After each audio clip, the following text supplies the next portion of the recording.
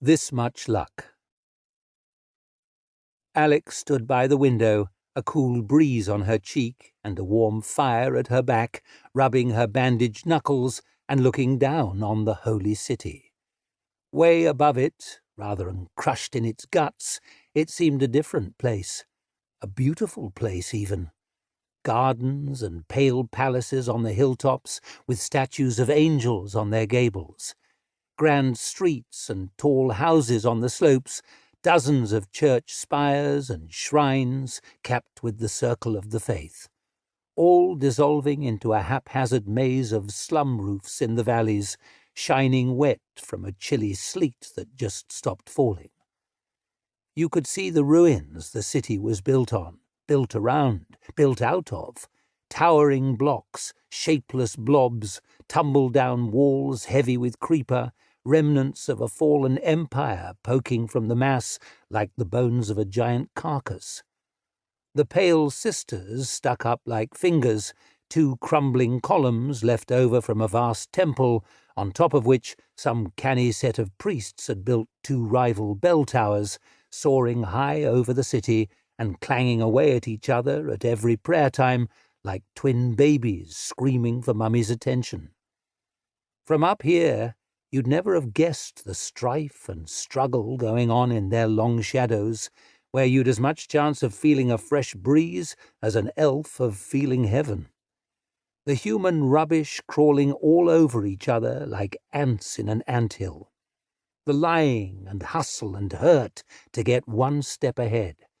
Snatches of hymns and hawkers' cries drifted up, feeble on the cold wind, clamour of faith and fury dulled by distance, like none of it was much of her concern any more. A set of nuns had bathed her, scrubbed her, wrapped her in a robe with the faces of saints stitched in silver, fur on the collar so warm against her cheek it made her want to cry. She hardly knew her own face in the mirror, hardly knew her own hands with the dirt scraped from under the bitten-down nails. She doubted she'd ever been this clean before, and wasn't sure she liked it, kept being ambushed by the feel of her own hair, now they'd cut out the 1,000 tangles and combed it till it shone. They'd left the comb behind, silver with amber in the handle. She kept wondering what gal the purse might have priced it at, and how much more it was really worth. Her hand kept creeping towards it, one finger tap, tap, tapping at the windowsill. Wouldn't have been theft in her book, just picking up what was thrown away. If you don't want your comb stolen, you shouldn't leave it alone with a thief. Knock, knock at the door, and she jerked her hand back, heart suddenly pounding, desperate to slither out the window and down a drainpipe, frantic voice in her head shrieking that she was the mark in some con and would soon enough be suffering for it. But there was a colder, softer voice, too, whispering that she might squeeze more out of this than a nice comb. A lot more. All she had to do was sell a lie. And wasn't she a liar? She'd played so many parts she hardly knew which one was her. She was an onion made of only skins, with nothing at the centre. So she dragged in a slow breath and unclenched her fists and tried to wriggle free of her usual cringe and look like she deserved to be there. She tried to coo, "Come in," the way a princess might, but she ended up hooting the come, then going too far the other way for the in, so she sounded like a pigeon turning into a hog, and was wincing at her own blunder as the door opened. It was her unlikely saviour, the self-styled Duke Michael. He had an awkward smile, like he didn't quite trust her, which showed good judgment, as she was a treacherous rat, ask anyone. "Well," he said, "isn't that better?"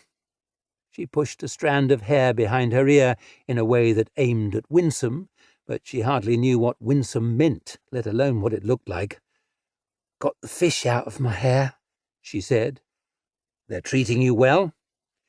"Better than those 3 bastards in the market. You should have killed 'em and kept the money. Or better yet, given it to her." "The Almighty tends against killing," said Duke Michael, if I remember my scripture. Far as I can tell, he makes all manner of exceptions. God has that luxury. He's unlikely to get knifed in a fish market. You had a sword. If I've learned one thing in all my years of using one, it's that men with swords die every bit as easily as other men, and usually much sooner. Besides, I couldn't risk Eusebius. New dukes can be made with a word, but good servants are rare treasures. May I come in?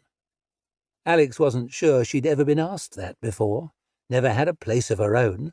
That, and the folk she dealt with, didn't tend to be the permission-asking sort. So she enjoyed the little pause before giving a haughty toss of the head and saying, "You may." "I expect you have some questions." Duke Michael eased himself into the room. "One or two." She fixed his eye, businesslike. "First off, is all this a sex thing?" He burst out laughing. "No, God no, by no means." "All right, good." She tried not to show her relief. No need to discuss the terms she'd been considering if it had been a sex thing. "I'm your uncle, Alex. I've been searching for you for a long time." He took a step closer. "You're safe now."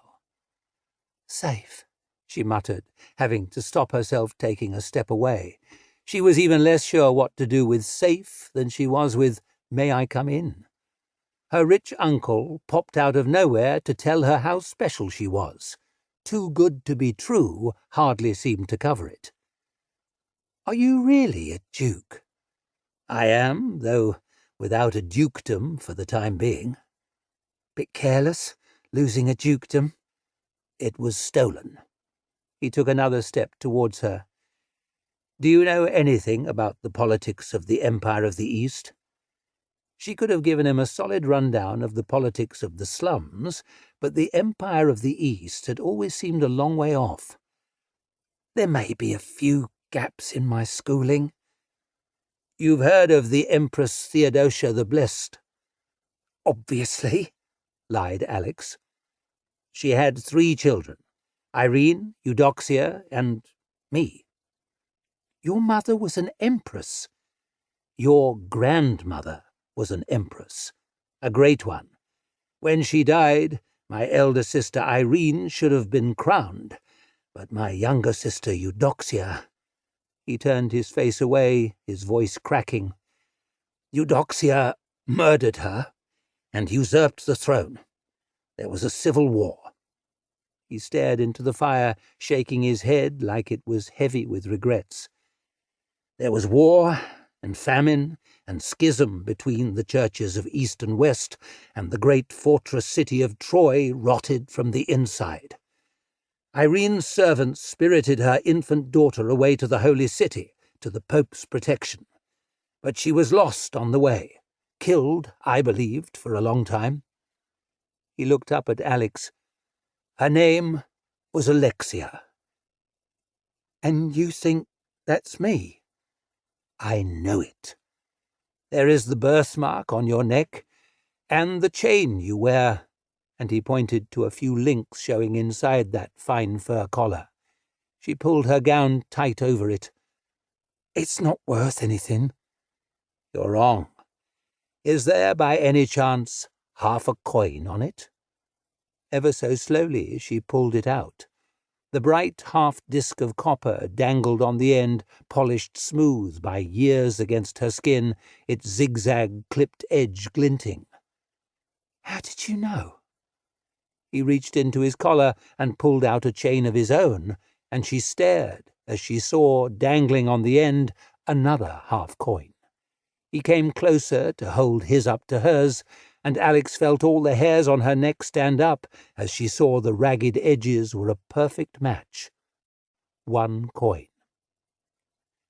"You were given this the day you left Troy, so there could be no doubt who you were. But I knew the moment I saw you." He smiled, and the awkwardness had faded, and it was so warm and open he almost had her believing. "Even with fish in your hair and a fist around your throat, you look just like your mother." Alex swallowed. "I don't remember her." "She was the best of us, always so brave, so certain." And he took her good hand and her bandaged one and held them in his. Big, strong hands he had, and warm, and once she'd smothered the instinct to wrench herself free, there was something weirdly reassuring about their touch. "Look," she grunted, "I don't know anything about being a princess." "All I want," he said, "is for you to be you." Alex very much doubted he'd have said that if he'd known her better. But Gal the Purse always said, "Don't interrupt the mark when they're making a mistake," and he was frowning down at the floor now, so she let him keep talking. "I learned a few weeks ago that my sister Eudoxia is dead, to no one's great sorrow. Some say poison, some say an experiment gone awry, a last act of sorceress hubris." "Sorceress?" muttered Alex doubtfully. "Whatever the cause, her throne is empty." Michael's eyes flicked back up and met hers. "It's time for you to return." Her brows had gone even higher. "To a throne?" "The serpent throne of Troy." At their first meeting, he'd declared her a princess. At their second, he was putting empress on the table. At this rate, she'd be an angel by tea-time and a goddess by nightfall. "I can't wait for you to see it, Alex," he said, eyes shining. "The pillar, raised by the witch engineers of ancient Carthage, towers over the city, casting the whole harbour into its shadow. At its top, the famous hanging gardens, more beautiful than you can dream of, watered by mountain springs carried down the grand aqueduct." He took her by one shoulder, holding out the other hand as though the view was spread before them. "The Basilica of the Angelic Visitation rises over the greenery, crowded with pilgrims come to view the relics of the Grand Crusades. And the palace, too, the Pharos above all, the greatest lighthouse in Europe, at its top, St. Natalia's flame, shining like a star, guiding the sons and daughters of Troy home." He turned to her, catching her by the other shoulder, holding her at arm's length. "Our home, Alex." She blinked up at him. Her every instinct, learned several different hard ways down the years, was to treat everything as a lie, and had there ever been a more laughable set of clangers than this? And yet here she was, in the celestial palace, warm for the first time in weeks, with a comb worth more than her hands, in a robe worth more than her head. And there was something so damn plausible about this bastard. She was starting to think he might be who he said he was. She was almost starting to think she might be who he said she was. Duke Michael seemed to remember himself and pulled his hands away. "I know this must be a lot to take in. I know it must be frightening. But I will be with you every step along the path." "I never had any family." She hardly knew whether she was telling the truth or playing a part any more. Probably just as well. That's where you find the best lies. "I'm so sorry, Alex, that it took me so long to find you. For many years I gave up hope. Let me put it right. Let me help you now." He had some damp in his eyes, so she reckoned it'd suit her to do the same. She never had to search far for some sad memories. "I can try," she sniffed, and blinked back tears, and put on a shy little smile, and was quite pleased with her performance. "That's all I can ask." He wiped his eyes on his wrist. "There's so much to do. You must meet Cardinal Zizka. She can help us. Soon, Alex, we'll be back where we belong." And he smiled without a hint of awkwardness now, and stepped away, shutting the door behind him. Alex had been told where she belonged a few times. In prison, in a sewer, in a shallow grave, in hell, depending who you asked. This much luck Had to have a razor hidden in it somewhere. But what were her choices? She owed Papa Collini twice what she was worth, if you were very generous about what she was worth, and that wasn't even her only debt. She'd borrowed money from the Queen of Clubs at ruinous interest so she could cheat at cards against little Suze, but Suze had turned out to be a better cheat than Alex, so she'd come out owing Suze too, who'd cut her nose off for it, and the Queen of Clubs, who'd take her kneecaps off for it, and still owing Papa Collini, who'd take some teeth and fingers, and then, when he found out about the other two debts, likely her eyes into the bargain. Many thanks, but fuck that. Whatever her doubts about this whole princess business, it had come along at the perfect time. She'd play the part and get what could be got, and when it started to look like trouble, she could ditch her so-called uncle somewhere on the crooked road to Troy and find some new name to wear and some new place to settle. You have to treat people like oranges, Gal the Purse always said. Squeeze what you can from the bastards, then waste no regrets when you toss away their wrung-out skins. You have to treat people like stepping stones, like rungs on your ladder, or you'll wake up one day with nothing but a set of boot prints on your own back. Alex couldn't stop the smile spreading across her face. Been a while since she'd tried one on, and she liked how it felt.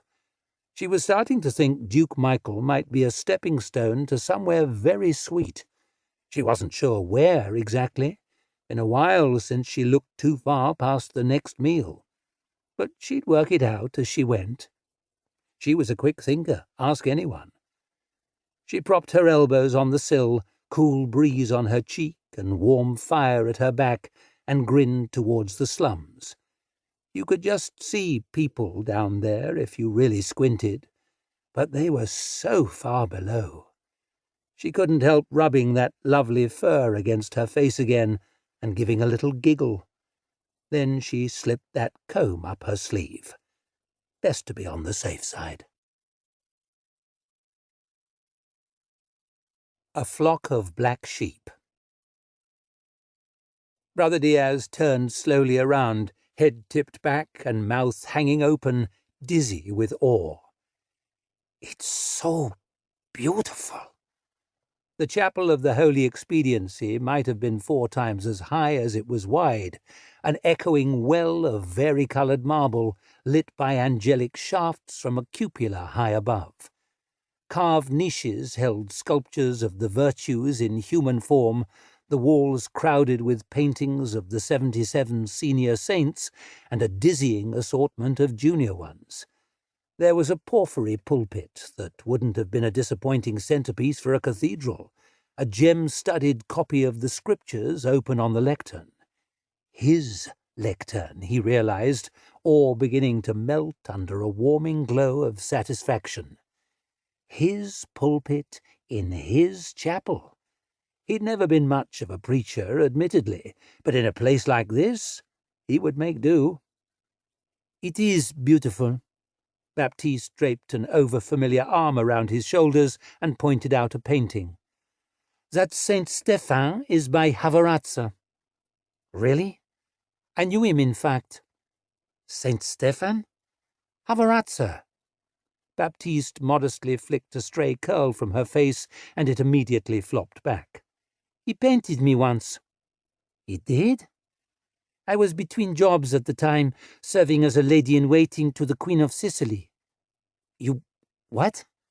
He was painting her during the days. I modelled for him in the evenings. She leaned close to whisper, He wanted to do it nude. But I insisted he keep his clothes on. Baptiste burst out laughing, then her laughter became a chuckle, and the chuckle petered out into awkward silence. She dabbed her eyes. He died of syphilis. Havarazza did? And the Queen of Sicily soon after. Make of that what you will. I think the Duke of Milan has that painting. Of the Queen of Sicily? No, the one of me. He was a lovely man. The Duke of Milan? Ah, no, he's an absolute turd. I meant Havarazza. She considered that painting of St. Stephan smiling beatifically as toothy elves squashed his balls with red-hot tongs. One of those truly pure souls you find now and again. I am so sorry to hear that. About his death, that is not his pure soul. Brother Diaz took the opportunity to slither from under Baptiste's arm. He hadn't been in such close contact with a woman for many years, and the outcome then had been far from a happy one. He placed a fond hand on one of several dozen giant votive candles, twice his height at least and thick as a tree trunk, wondering what it must have cost. He'd scored an unsung triumph negotiating a new contract with the Chandler on his monastery's behalf, so had a reasonable idea. It really is a beautiful chapel. Pride was not numbered among the 12 virtues, but after being left to pickle in shame for so long, he couldn't help picturing the faces of his so-called brothers in the refectory when they heard the news. Vicar of an opulent and exclusive chapel inside the celestial palace? He imagined the monstrous scale of his mother's boasting, the petty achievements of his actual brothers cast aside, the dishes passed first to him before they squabbled over the scraps. The grating voice of Jacob of Thorn cut his daydreams off at the knee. "We won't be spending much time here." "We won't?" The knight had one hand under the lectern, wincing as he searched for something. There was a clunk, a grinding of gears, and the pulpit slid aside to reveal a hidden stairway disappearing downwards. "Your flock are below." Brother Diaz swallowed as he peered into the inky darkness under the chapel, Cardinal Zizka's mention of the howling night beyond creation making the hairs on his neck prickle. "Why below?" "Partly for their protection." "Mostly for everyone else's," said Baptiste, taking up a candelabrum with 3 flickering candles. It was while following her downwards that Brother Diaz noticed all the daggers about her person. One could hardly miss the huge one strapped to her right thigh, and the only slightly smaller one buckled to her left. But now he noticed a curved one in the back of her belt, and the telltale glint of a pommel in the top of one tall boot, and, sweet St. Beatrix, 2 in her other boot.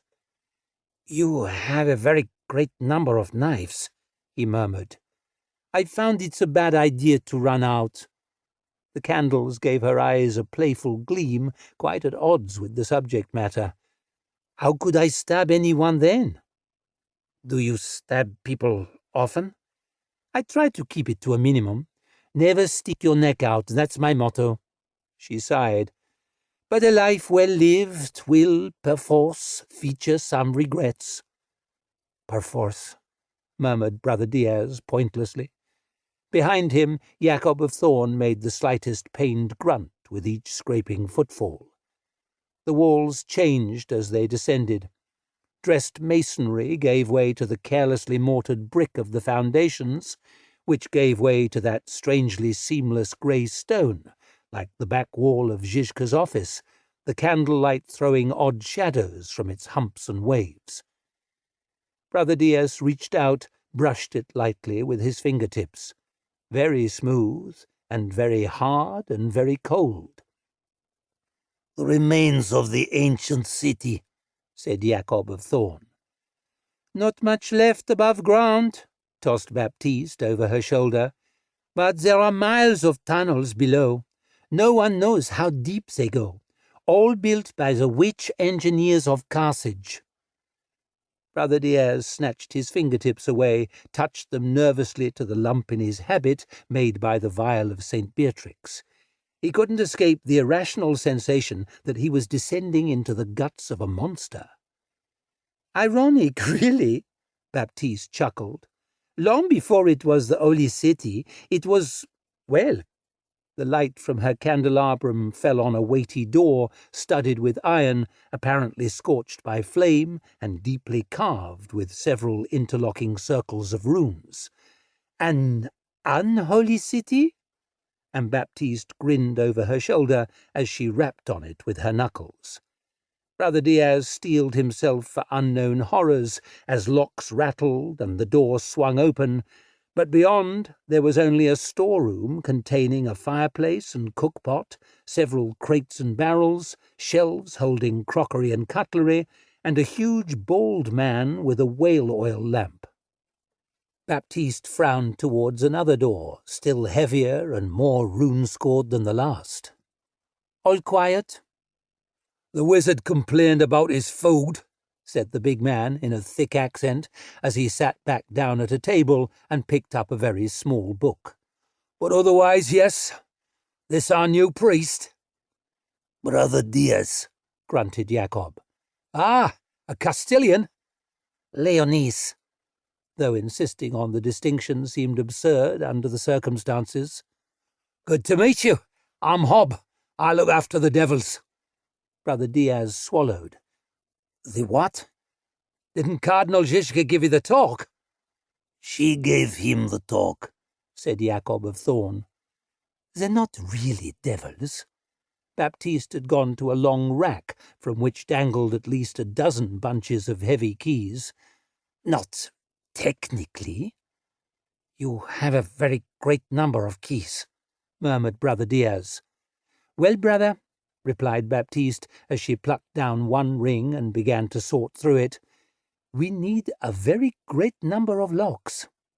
Hob laughed. "You'll be fine. Just steer back from the bars." "From the what?" muttered Brother Diaz, watching Baptiste tackle one lock after another. "Steer back from the bars, keep on your toes, trust nothing they say, and I'm sure you'll fare better than your predecessor." "What?" "That's the spirit," said Hob, planting one boot on the table and turning his attention to his book. "And don't stick your neck out. Here, Baptiste." "Never."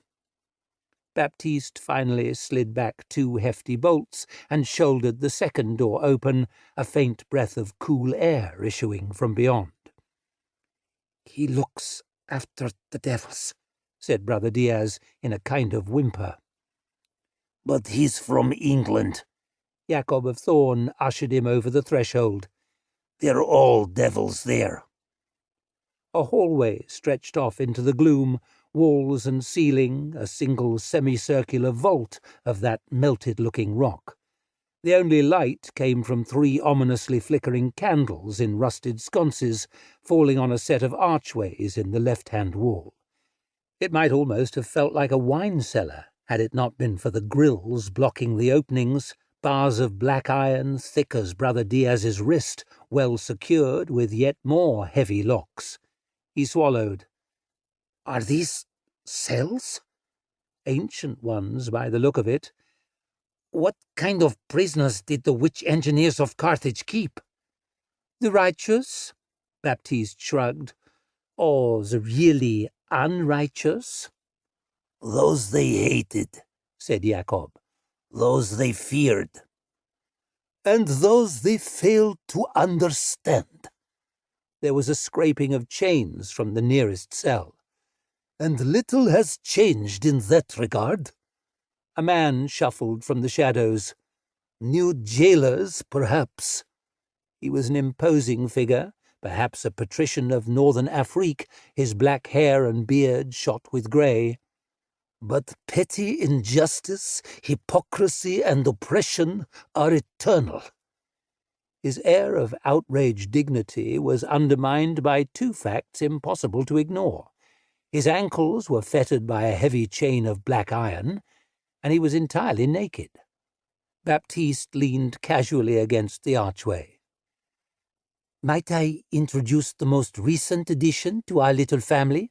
His name is Balthazar." She squinted at the ceiling, jingling her keyring on a fingertip. "I forget the rest of it." "Balthazar Sham Ivan Draxi." The man flared his nostrils magnificently. "And it is a name that shall resound through history."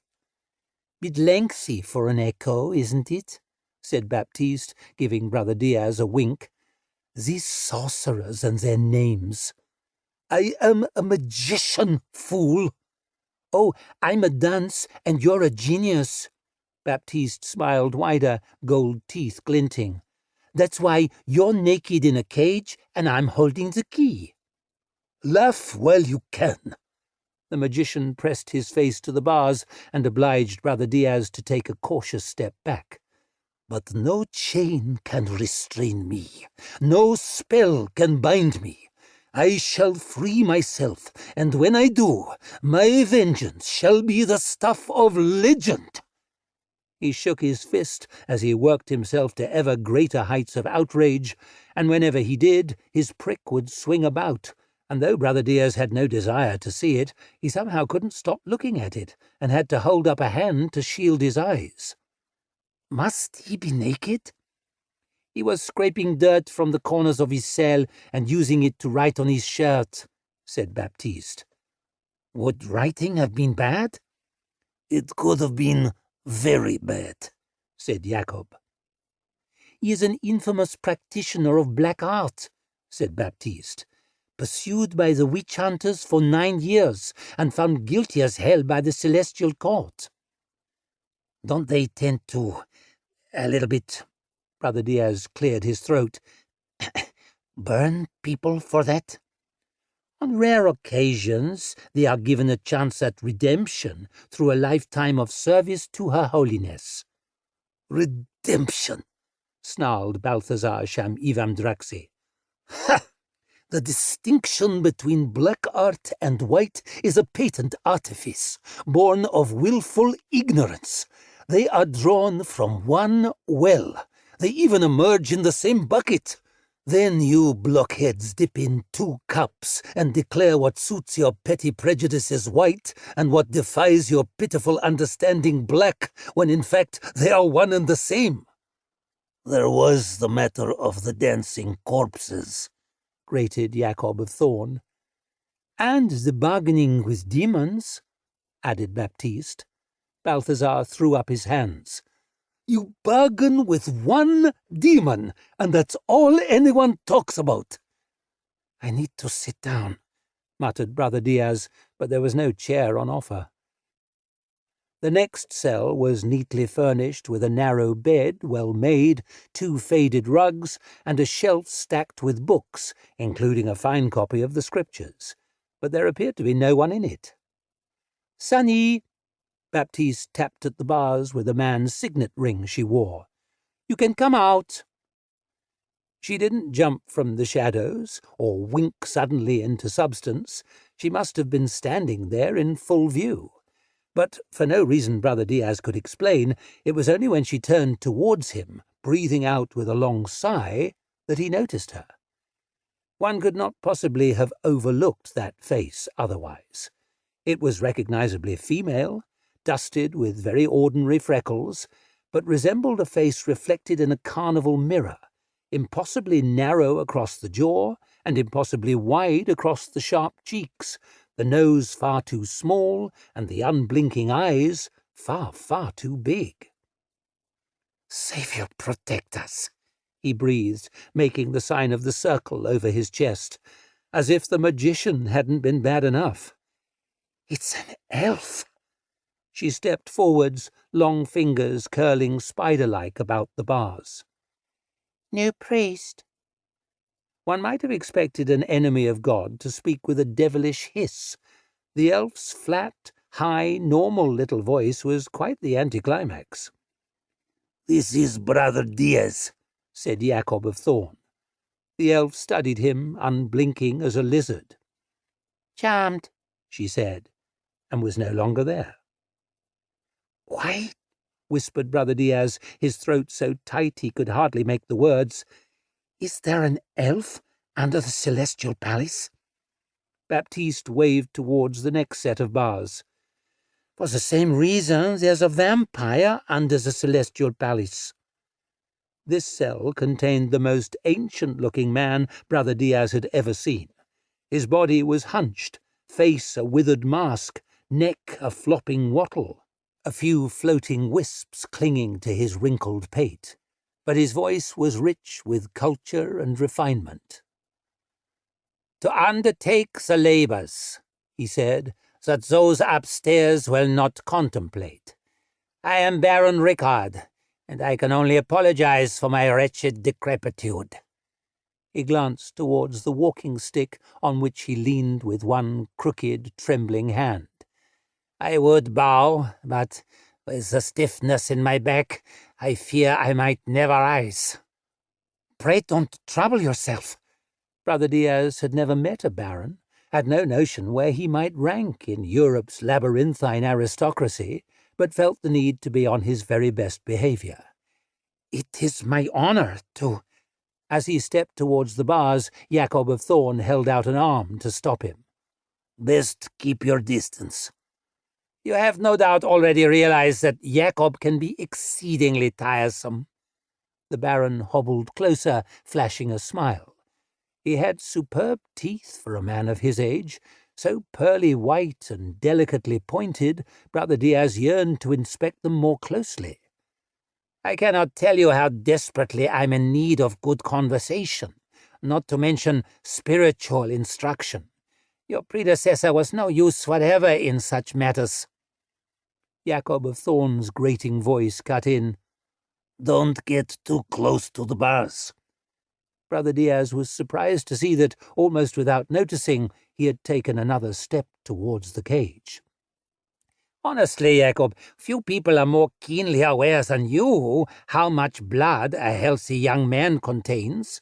We all know he can spare a pint or two. Eh, Brother Diaz?" His eye had a playful sparkle, and Diaz could not but chuckle. What a spirited and amusing old gent he was! How proud his mother would be to learn he had a friend of such status. Why ever should he be kept in a cage? He had half a mind to wrestle the keys from Baptiste and unlock the gate. Jacob's voice was a warning bark. "Step back from the cage." Brother Diaz found, to his amazement, that he had stepped right up to the grill and was on the point of slipping his arm between the bars right beside the Baron's withered face. He snatched it back as if from a blazing fire. Baron Rickard curled his tongue around one pointed tooth and dragged it away with a disappointed sucking. "Well, you can't blame a boy for trying." "Did you ensorcel me just now?" demanded Brother Diaz, gripping one hand to his chest with the other. "Was that ensorcelment?" "Manners might seem like magic in this company," grunted the vampire. "The two are not so far apart as some would prefer to believe. Rather like good and evil in that regard." Brother Diaz gave an outraged gasp. "We can probably agree that feasting on the blood of innocents is on the evil side of the line." "I will bow to your expertise, or would if my back permitted." The Baron gave a papery sigh as he turned away. "If vampires made sound moral judgments, after all, why would the world need priests?" The next cell contained only dirty straw, a bucket, several sets of rather worrying scratches, and an animal odour that reminded Brother Diaz of a visit he once made, and instantly regretted, to a slaughter-house in Abyles. "We had to place the last of our flock in more secure lodgings due to—" Baptiste scratched her throat as if searching for the right words, which in someone who produced as many as her did not strike him as a good sign. "Unacceptable behaviour," said Jacob. "To put it very mildly. Sometimes we have more charges, sometimes fewer. The tasks assigned to the Chapel of the Holy Expediency lead to a certain—" "Churn," said Jacob. Brother Diaz had no words. Honestly, he was finding it difficult to breathe down here. He was feeling dizzy, as if the ground might suddenly fall away. He struggled to loosen his collar once again. All he'd wanted was a comfortable living somewhere sunny, to be taken seriously by the frivolous, regarded as wise by the unwise, and considered important by the unimportant. Instead, for reasons he couldn't comprehend, he found himself called on to consort with scarred knights and part-time painters' models, to face unspecified perils dire enough to threaten creation, all while not getting too close to the cages in which his congregation were kept. "I spent many years in a monastery," he almost whined at no one in particular. "away from everything, in the library mostly, and a bit of work on the accounts, some weeding in the herb garden." God help him, he was starting to wish he was still there. "I really have no experience with—" Brother Diaz's gesture encompassed the witch engineer's dungeon, housing the naked magician, the vanishing elf, the geriatric vampire, and whatever had been too badly behaved to be kept in such company. "All this—" "Your predecessor had experience," said Jacob of Thorn. "No one more," said Baptiste, sadly swinging her keys around one fingertip. "What became of them?" asked Brother Diaz, desperate for a glint of light at the end of what was starting to seem a very dark tunnel. "Some new assignment?" Baptiste winced. "Mother Ferraro was a very rigid woman, full of faith, full of zeal." "Huh," grunted Jacob. "But rigid things are prone, under extremes of pressure, to shatter." "Extremes," echoed Brother Diaz, "of pressure? "You see it." Baptiste placed a hand on his shoulder. If it was meant to reassure him, it failed spectacularly. "The Chapel of the Holy Expediency is no place to get all dogmatic." Grunted Jacob.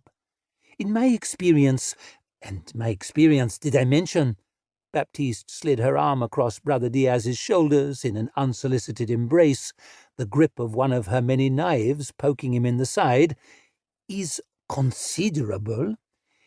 If you treat everything like a fight, you will sooner or later, and probably sooner—" "Lose one," growled Jacob, glaring off grimly into the shadows. Brother Diaz cleared his throat. He never used to need to clear his throat, but lately he was having to do it before every sentence. "I wouldn't presume to challenge the breadth of your experience." "Then we'll get along famously," said Baptiste. "But you don't seem to have explained what specifically became of my predecessor." Jacob turned his grey eyes back to Brother Diaz, as if only now remembering he was there. "She's dead." And he started to limp back the way they'd come. "Dead?" whispered Brother Diaz. "As fuck." Baptiste gave his shoulders a parting squeeze. "She's dead as fuck." Born in the Flame. "No one has doubts," said Cardinal Bock, who was tall and kindly, but seemed always to have her mind on other things. "What was her name?" "Alex," said Duke Michael. "No one has doubts, Alex." It wasn't quite true to say no one had doubts. Alex had massive ones. She was nothing but doubts. Any moment now they'd realize that instead of a long-lost princess, they'd found themselves a piece of shit. But Gal the Purse always said, never give up the lie. Admit the truth, you're fucked. Cling to the lie, you never know. Lie all the way to the scaffold. Lie with the rope around your neck. Let them bury your lying corpse still sticking to its story. The truth is a luxury the likes of you can never afford." "There is your half-coin," said Cardinal Bock, leading the way through the chilly maze of the Celestial Palace at a hell of a pace. "and your birthmark, and your uncle is entirely convinced." "Entirely," said Duke Michael, giving Alex a grin she was quite grateful for. "So no one here has doubts, but when you get to Troy, if you get to Troy, they'll want to be absolutely sure. I mean, one can understand it. You're not inheriting Granny's cheese shop, are you?" "No," said Alex with a slightly wistful chuckle. Cheese shop would have been nice. She reckoned she could handle a cheese shop. That was about the right level of responsibility. "So it's just that extra little certainty, just the icing on the bun." Bock thoughtfully patted her stomach, then glanced towards one of the silent priests hurrying after them. Sister Stefanu, could you make a note to go out and fetch me a bun? I've given myself a hankering. Anyone else? Bun? Alex had a policy of never turning down food, but before she could say yes, Cardinal Bock stopped dead before a hefty door flanked by armoured guards. And here we are. She began to wave her hand around. Azul says Carger, with this rod, this oil, this will, this word, I sanctify the portal. Draws Nox Carger, I shall permit no unclean thought to pass. Amen. Locks, please. Each of the guards turned a wheel, and there was a grinding as toothed bars slid back. Funny to have the mechanism on the outside, like it was made to keep something in. The door opened with a hiss of escaping air, and Bock stepped through. Alex didn't care for magic one bit, whether it was white art, black art, or some grinning liar with a pack of cards. There'd been that mess when she was hired to steal that book off that sorcerer, and it had not turned out well. This felt like a much bigger and more serious business altogether, and her short hairs were all prickling. But when she looked back, Duke Michael was giving her that smile again, so encouraging, like he actually believed in her, the damn fool. And she reckoned he'd be disappointed if she made a run for it. What could she do but go in? Right away she wished she hadn't. The room on the other side was huge, round, domed, all painted white, so bright it was almost painful after the gloom of the corridors. The polished floor was set with a crazy confusion of rings and lines and symbols of polished metal. 9 monks stood evenly spaced against the walls, each holding something in their clasped hands, a candle, a sickle, a bunch of some herb, each face beaded with sweat, each set of lips constantly moving, the heavy air full of the echoing whisper of their ceaseless prayers. Alex jumped as the door crashed shut behind her, bars on the far side grinding back into place. For someone constantly thinking about running for it, it was amazing how she always missed her chance. Cardinal Bock was already striding across that expanse of sorcerous floor, past a very nervous-looking clerk sitting at a portable desk, towards a priest with a shaved head near its centre, who was kneeling with a book open in the crook of her arm, obsessively polishing the floor with a rag, then breathing on it and polishing again. "Lovely," murmured Bock. "Lovely, lovely, good, good, good. Seals all triple-checked." The priest clambered up, tucking her rag away. "And triple-checked again, Your Eminence." And she handed Bock some sort of crystal on a handle. "Braziers full in case of another incident?" "They won't get past us this time, Your Eminence." Bock shut one eye to peer around the room through the crystal. "Those bastards are always picking at the seams, remember? Always." The shaven priest swallowed. She shaved her eyebrows too, Alex noticed. "How could one possibly forget, Your Eminence?" "Good, lovely, excellent." Cardinal Bock waved Alex over. "Now don't worry, there are no wrong answers here." Alex tried to smile. In her experience, there were always wrong answers, and she'd very likely soon be giving them. "One thing before we begin." Bock took her by the shoulders and guided her forwards a few steps, then back an inch or two until she was satisfied. "Stay inside the circle." Alex followed her eyes down and saw her rather lovely borrowed shoes had been positioned within a circle of brass in the very centre of the floor. "Stay inside the circle at all times." Bock stepped backwards towards the priest with the book, beckoning to Duke Michael. "And if you could join me here, Your Grace, we need to be south of the principal, of course. Don't worry a bit. What was her name again?" "Alex," said Duke Michael. "Don't worry a bit, Alex. This is all entirely standard. Even if standard still represents colossal risks, of course. We're all well aware of the risks." Alex swallowed. Just stay inside the circle, whatever happens." "You can bring them in now." 2 doors at opposite sides of the hall were opened, and 2 teams of 4 guards shuffled in, each carrying a chair on poles. Alex had a feeling the 9 monks were sweating more, praying more, looking more pained than ever. In the chairs, in white shifts, blindfolded, and with wrists and ankles chained, were two people. One was a man, she thought, one a woman, though it was hard to tell, they looked so starved, skin and bone, and unhealthy skin at that, scabs about their withered lips. They were limp as rags, heads lolling, bouncing slightly with the movement of their chairs. They looked like paupers' corpses, things she'd been close to more often than she'd have liked, things she'd been close to being more often than she'd have liked. The guard set the chairs down, one on each side of Alex, and hurried back, as if they'd carried in 2 barrels of oil and Alex was the spark. 8 hard-bitten veterans, and they all looked terrified. Muttered Alex, glancing around for some way out. But, locks on the outside. Begin, said Bock. Chains rattled as the blindfolded man and woman lurched forwards in their chairs together, clutching Alex's hands. She flinched, almost stepped back, then realized she might step from the circle and stayed where she was. In a ringing voice, the woman spoke. "I see the elves. The elves come," wailed the man. "They're blind, mad, hungry gods come." "God save us! The elves come!" screeched the woman, gripping Alex's hand painfully tight. "Hungry, hungry, hungry, laughing." Alex stared wildly at Bock, but the old woman waved it away. "Don't worry, they always say that." "And that's a good thing?" squeaked Alex.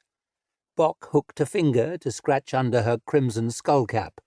"Long term, it is definitely a concern, but for the time being—" "I see a great building." The woman twitched, head flitting this way and that.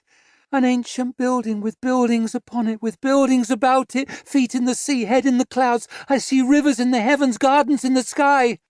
"The Pillar of Troy," said Cardinal Bock, with a significant glance towards Duke Michael. Her priest had pulled a stub of pencil from behind her ear and was scribbling furiously in her book.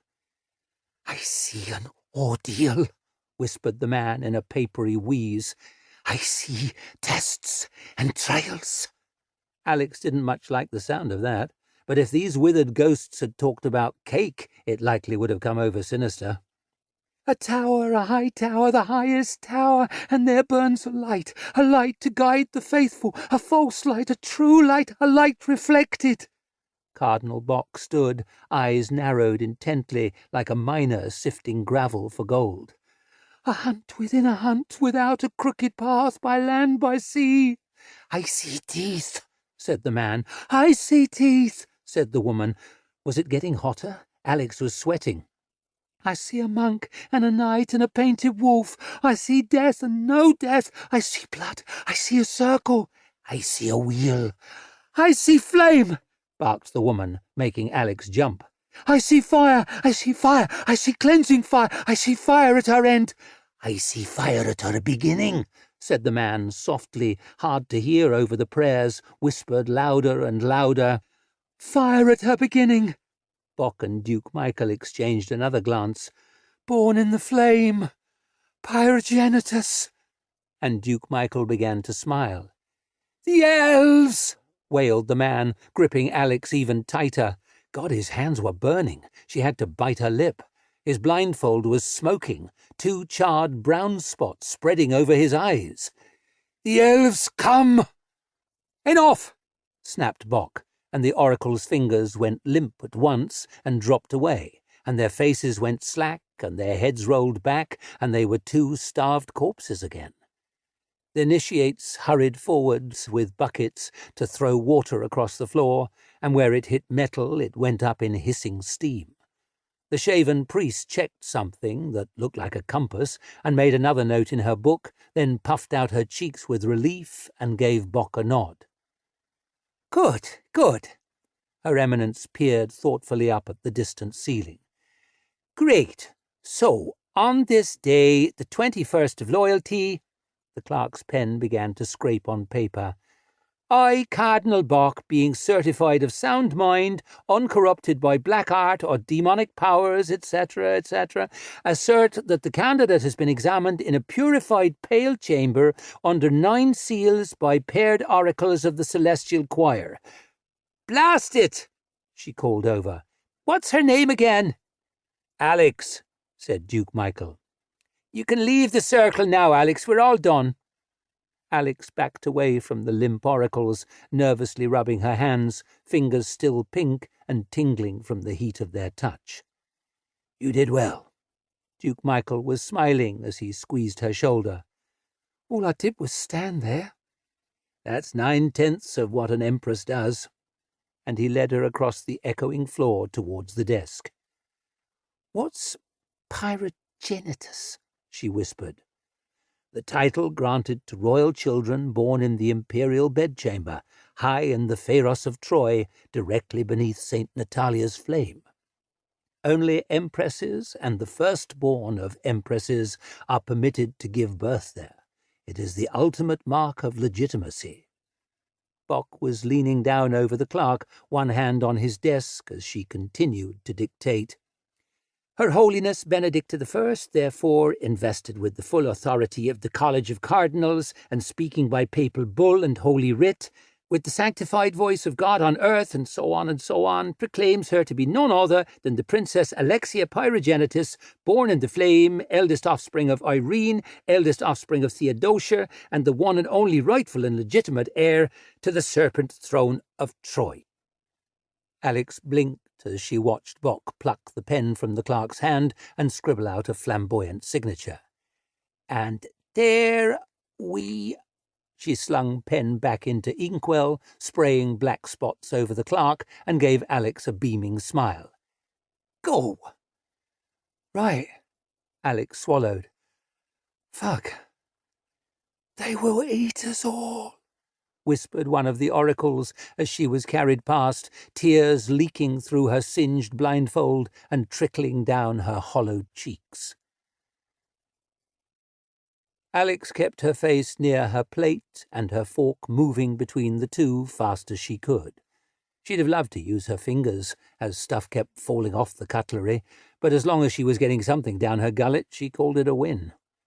Duke Michael watched, slightly pained, from the opposite side of the table. Likely this was no one's idea of eating like a princess, but once you know what proper starving feels like, when someone offers food, you eat all you can, quick as you can, in case they change their minds. The elves will rise again, Cardinal Zizka was saying from the big chair at the head. That is the terrible inevitability we must all face. Against that implacable, insatiable, unholy enemy, Europe must stand together or forever fall into darkness. Grunted Alex around her latest mouthful. She'd no doubt the elves were real bastards. Who wasn't? But they seemed a long way off. Hadn't been their pliers in her face the other day, had it? All I want, all Her Holiness wants, is to close the great schism, heal the great wound, and bring the Empire of the East back into the loving embrace of her Mother Church. Schism and church and blah, blah, blah. Alex couldn't have given a smaller shit about all that if she'd gone at a turd with tweezers, but she knew better than to say so. She could tell this Zizka was high up from the big dark furniture in her dining room, polished by centuries of holy arses, from the great paintings of martyrs piously suffering on the high walls, from the plate and the cutlery and the candlesticks and the candles in 'em. Gal the purse would likely have pissed her pants at the sight of it all. Then there was the gold chain with the jewelled circle she'd so carelessly slung over the back of her chair. You have to be rich to have a thing like that, but to be careless with it? That meant power. Alex wouldn't have minded sleeving a couple of pieces, wouldn't have been thieving at all in her book, just a noble effort at redistribution. But sadly, the dress they'd belted her into was cut more for sitting still and smiling than redistribution, and had tight sleeves. Might be she'd spot a chance to palm a spoon or two when dessert arrived. The saved must be united against the enemies of God, the cardinal was burbling on. "Beneath the banner of the Saviour, beneath the banner of the Pope, ready to march all one way when the heavenly trumpets herald a new crusade, so we may drive the elves back into the abyss from whence they came." She glared over, making Alex pause with her fork halfway to her mouth, one long drip of gravy spattered on her plate. The cardinal had this way of looking at Alex that was making her worry this might be a sex thing after all. Priests might not be allowed to fuck, but that only seemed to encourage some of them. A servant kept drifting in from behind and pouring more wine, and Alex had the same policy on drink as food, so she'd sunk a few glasses. Now the room was a bit spinny, and her ears were all hot, and her nose had a dewy sweat on it she kept having to wipe on the back of her sleeve. "Happy to help," she muttered around her latest half-chewed mouthful. Much better to agree with powerful folk, then weasel out later, than to risk vexing 'em up front. "With the Crusades and all." The cardinal raised one brow. "Your commitment to the cause of the Church will be rewarded in this world and the next." Alex coughed as she tried to swallow too much in one go and had to thump her breastbone, then slurp some wine to wash it down. "You can hold off on the heavenly rewards," she said, grinning. "If I can cash in on the earthly ones now, eh? Eh?" No one laughed. Oh God, she was drunk. She thought the answer might be to drink more, and drained her glass. "We should set out for Troy as soon as possible," Duke Michael was saying. "My dear friend Lady Severa stayed in the city after the Civil War. She served as warden of Eudoxia's chamber." He held up a folded little sheet of paper. "She's risked everything to keep me informed ever since." And he did what Alex had been afraid of, which was to hand the paper to her. "Lady Severa," she muttered. "Very good, very good." She shook the paper open and frowned at the writing the way she'd seen priests frown at the writing in holy books. It all looked very neat and careful, but meant about as much to her as the patterns the pigeon shit made on her windowsill. "Mm-hmm."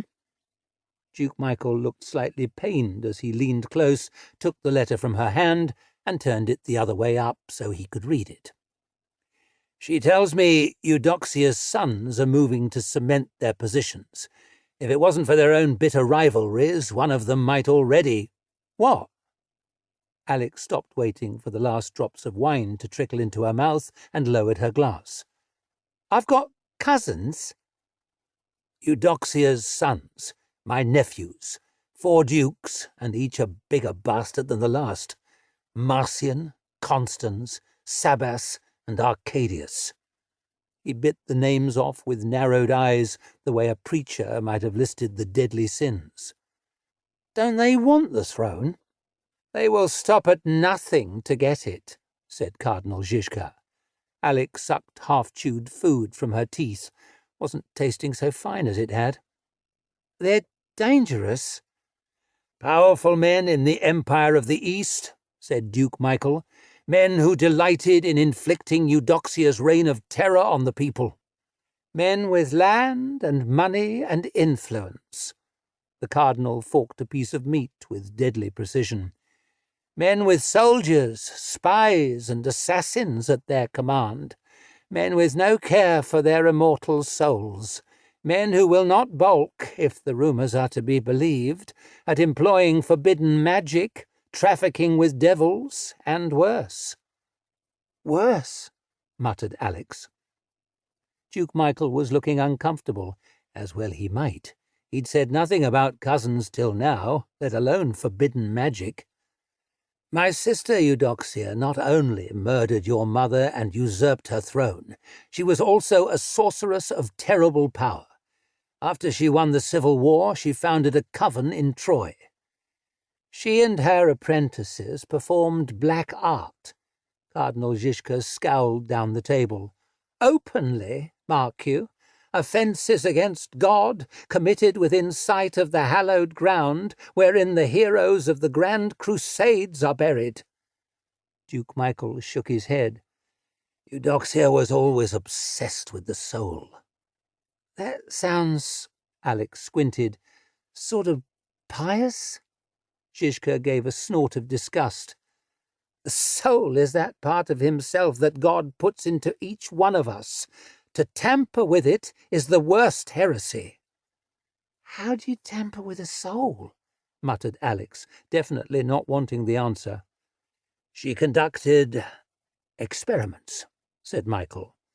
Obscene experiments, said Zhizka. She began to combine man and beast. Like a dog's head on a man's body? Alex was about to laugh, then saw Zhizka and Duke Michael exchange a glance to kill all humour dead. Wait, like a dog's head on a man's body? People are given souls, said Duke Michael. Beasts are not. Eudoxia believed that by fusing the flesh of the two, she could locate the soul, release it, capture it, harness it. She sought to enslave a splinter of God. Cardinal Zhizka glared down the table. In 15 years as head of the earthly curia, it is the most depraved sacrilege I have heard. Oh, croaked Alex. Now you see, your highness, why we cannot suffer one of Eudoxia's sons to sit on the serpent throne, why her cursed legacy must be ripped up by the roots and the holy ground of Troy purified once again. She watched Alex while she chewed, looking like a woman who never bit off more than she could swallow. It is such a brave thing you are doing, your highness, a noble, a righteous, and a brave thing. A breeze seemed to whip through the room, or at any rate Alex got gooseflesh up her arms, tight sleeves or no. No one said I'd need to be brave, she muttered. In an empress, said Duke Michael, I think it goes without saying. But bear in mind you are a step ahead of your cousins, observed Cardinal Zhizka. No one outside the Celestial Palace even suspects Princess Alexia is alive, let alone found. You will approach Troy in secret, under the protection of a hand-picked group. Copies of the papal bull confirming your identity will be sent ahead of you to Lady Severa to be circulated shortly before your arrival.